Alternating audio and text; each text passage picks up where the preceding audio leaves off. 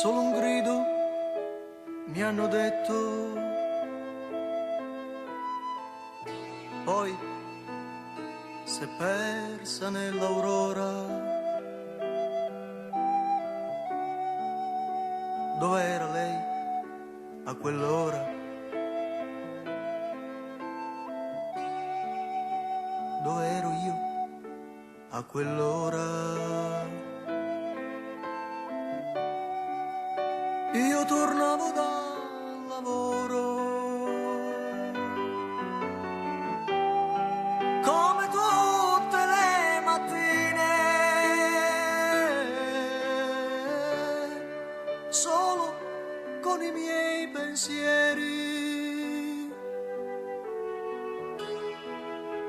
e credevo di trovarla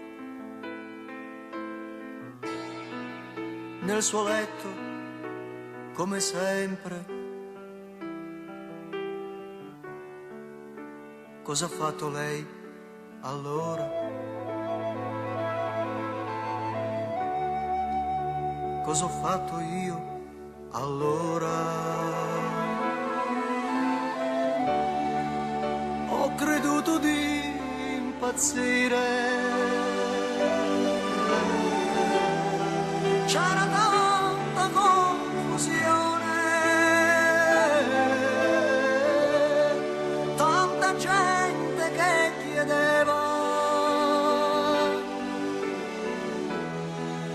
Quella giacca, no, non è mia, è di un altro, ve lo giuro.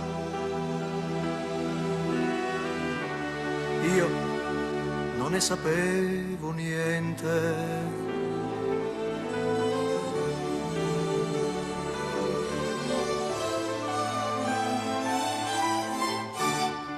E vi chiedo di lasciarmi. Ho una grande confusione, non riesco più a parlare.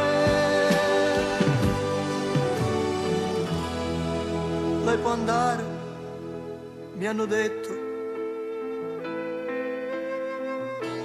Fuori nasce un'altra aurora. Ma dov'ero io a quell'ora? Io non c'ero a quell'ora.